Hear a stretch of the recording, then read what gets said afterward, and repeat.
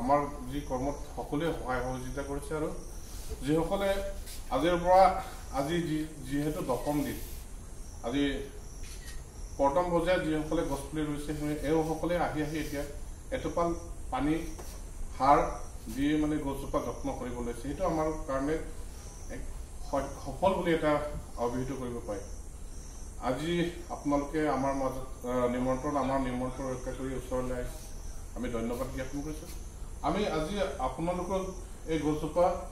আপোনালোকৰ নামত আৰু আপোনালোকক সমজাব বিচাৰিছোঁ এই গছজোপা যেতিয়ালৈকে ডাঙৰ নহয় তাক প্ৰতিপালন কৰি মাজত যদি ক'ৰবাত বেমাৰী ধৰি মৃত্যু হ'লে পুনৰ ৰোপণ কৰি আপোনাৰ এই গছজোপা আপুনি ডাঙৰ কৰাৰ দায়িত্ব আপোনাক দিব বিচাৰিছোঁ আপোনালোক উদ্দেশ্য এটাই আপোনালোকক জনাবলৈ পাই আৰু সুখী হৈছোঁ ইয়াতে আমি যিডোখৰ ভূমিত 1600 বিঘা ভূমিত আমি বৃক্ষৰোপণ কাৰ্যসূচী আৰম্ভ কৰিছিলোঁ সেই বৃক্ষৰোপণ কৰা ঠাইডোখৰ আপোনালোকৰ আমাৰ সহযোগত এতিয়া বন্যহস্তী বনৰীয়া মহ শিয়াল পহু শহাপহু এনেধৰণৰ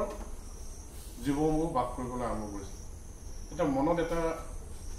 আনন্দৰ এটা সৃষ্টি হৈছিল য'ত আজিৰ পৰা 1.5 বছৰ ভিতৰত আগত যদি চাবলৈ যাওঁ এটা বালিময় এটা পৰিৱেশ আছিলে য'ত মানুহ খোজ কঢ়াটো বাদে জীৱ জন্তু থকাৰ কাৰণে ভূগোল নাছিলে কিন্তু আজি আপোনালোকে ইয়াতে বিলুপ্ত প্ৰায় অইকলি চৰাইৰ মাত ইয়াতে শুনিব পাব এনেধৰণৰ প্ৰচেষ্টা আমি সকলোৱে মিলি ল'ব লাগে বুলি আমি ভাবি ইয়াতে মিচিং যুৱ মহোৎসৱ ক্ষেত্ৰত আপোনালোকে মূল্যৱান গছ পুলি যি আনি কিনি ৰুই দিব তাৰ কাৰণে ধন্যবাদ আৰু এটা ধন্যবাদ আপোনালোকক জনাব বিচাৰিছোঁ যে সেই গছজোপা যেতিয়ালৈকে ডাঙৰ হৈ মানুহ থকা উপযোগী নহয় তেতিয়ালৈকে আপোনালোকৰ চোৱা চিতা কৰাৰ দায়িত্ব আপোনালোকক দিয়ে আৰু ভৱিষ্যতে যদি সেই ডোখৰলৈ আহে তেতিয়া সেই গছজোপা মই ৰুইছিলোঁ বুলি এটা আমাৰ নাম এটা থাকিব গতিকে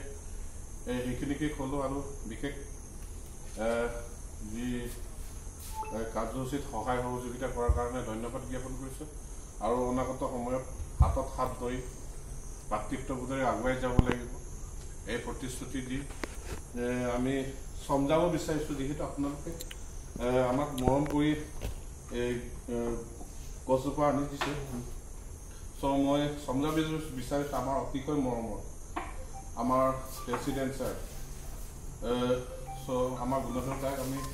এজোপা গছ সমজাব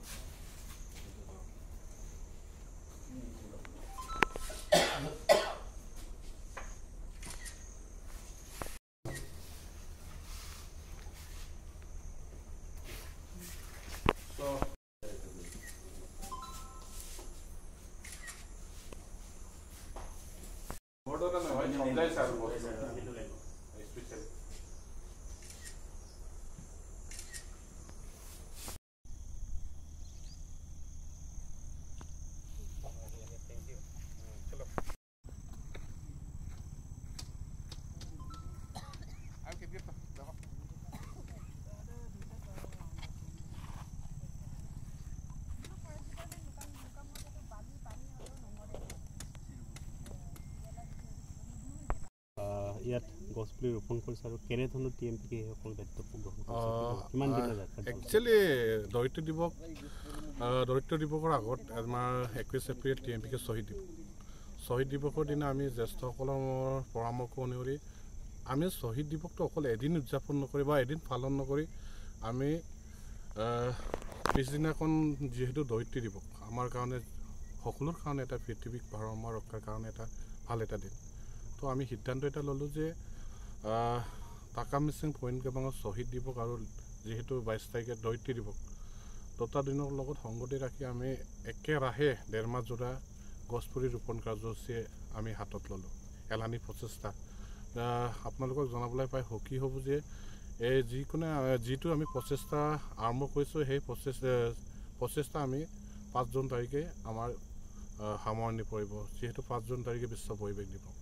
তো পৰিৱেশৰ লগত সংগতি ৰাখি পৰিৱেশ দিৱসৰ লগত সংগতি ৰাখি আৰু দৰিদ্ৰ দিৱসৰ লগত সংগতি ৰাখি আমি ইয়াতে চেষ্টা চলাইছোঁ যে অঞ্চলটোৰ বিশিষ্ট ব্যক্তিসকলক মাতি এজোপা গছ আমি চমজাইছোঁ যে আপুনি এজোপা গছ ৰুৱাই নহয় গছটো আপুনি সন্তানৰ দৰে প্ৰতিপালন কৰি ডাঙৰ কৰিব লাগিব। ইয়াতে আপোনালোকে পৰিলক্ষিত হৈছে আৰক্ষী বিভাগৰ পৰা ধৰি বিভিন্ন আৰক্ষী বিভাগৰ পৰা ধৰি আমাৰ শিক্ষানুষ্ঠানৰ যিসকল আমাৰ শিক্ষাগুৰু, আমাৰ ছাত্ৰ নেতা, আজি আপোনালোকে আমাৰ চিলাপথাৰ প্ৰেছ ক্লাব আৰু জোনাই প্ৰেছ ক্লাবৰ যি গছ ৰোপণ কাৰ্যসূচী, এনেধৰণৰ আমি ব্যক্তিসকলক আমি দায়িত্ব আৰু এই গছজোপাক আমি সন্তান হিচাপে সিহঁতক দিছোঁ, যে সন্তানক যেনেদৰে প্ৰতিপালন কৰি ডাঙৰ দীঘল কৰে, এনেদৰে ডাঙৰ দীঘল কৰিবৰ কাৰণে একচুৱেলি দায়িত্ব দিয়া হৈছে। ইয়াতে আমি কোনো গছ এনেধৰণে ৰোপণ কৰা নাই যে যোনে আহিছে ইয়াকে ৰোপণ কৰিব আমি দিয়া নাই। আমি এটা পৰিকল্পনা বনাইছোঁ যে অঞ্চলটোৰ শিক্ষানুষ্ঠানসমূহৰ যিসকল আমাৰ ছাত্ৰ বন্ধু, আমাৰ অধ্যক্ষ আৰু উপাধ্যক্ষকে ধৰি বিভিন্ন ধৰণৰ শিক্ষানুষ্ঠানত জড়িত থকা ব্যক্তিসকলক আমি নিমন্ত্ৰণ জনাই গছপুলি যাৰ আমি ইউথ ফেষ্টিভেল যি উদযাপন ক্ষেত্ৰত আমি দায়িত্ব হিচাপে দি দিছোঁ যে আপুনি সেই গছজোপাডালক পালন কৰি ডাঙৰ দীঘল কৰা আপোনাৰ দায়িত্ব চাওক। আৰু ইয়াতে এটা আপোনালোকে অনুভৱ এটা কৰিব যে আজিৰ পৰা 1.5 বছৰ আগত যিয়ে মৰুভূমিৰ নিচিনা এটা পৰিৱেশত আছিলে, সেই পৰিৱেশটো সকলোৰ প্ৰচেষ্টাত আজি এটা সেউজীয়া এটা পৰিৱেশ সৃষ্টি হৈছে। তাৰ কাৰণে সকলো ৰাইজলৈ ধন্যবাদ জ্ঞাপন কৰিছোঁ আৰু সহায় সহযোগিতা কামনা কৰিছোঁ। ভৱিষ্যতেও আমি এনেধৰণৰ কাৰ্যসূচী হাতত লৈ থাকিম আৰু আমি সফল হ'ম বুলি দৃঢ়তাৰে বিশ্বাস কৰোঁ। আমি সফল হ'মেই। আৰু যিসকল ইয়াতে আহে ব্যক্তিসকলে এটাই কথা উপলব্ধি কৰি যায় বা এটাই অনুতপ্ত কৰি যায় যে মানুহে চেষ্টা কৰিলে নোৱাৰা কাম নাই। আৰু আমাৰ এটা শ্লোগান আছে, গছ থাকিলেহে মানুহ থাকিব। চ' আমি মানৱ সমাজ হিচাপে, আমি পৃথিৱীৰ শ্ৰেষ্ঠ মানুহ হিচাপে যদি গছক সংৰক্ষণ নকৰোঁ, প্ৰকৃতিক সংৰক্ষণ নকৰোঁ, তেতিয়াহ'লে আমাৰ কাৰণে বৰ এটা উপকাৰী নহয়। আৰু আপোনালোকে পৰিলক্ষিত হৈছে গৰাখহনীয়া গছ ৰোৱাৰ কাৰণে আজি গৰাখহনীয়া প্ৰতিৰোধ হৈছে আমাৰ অঞ্চলত। ত' এটাই উপায়, আমি যদি গৰাখহনীয়া প্ৰতিৰোধৰ কাৰণে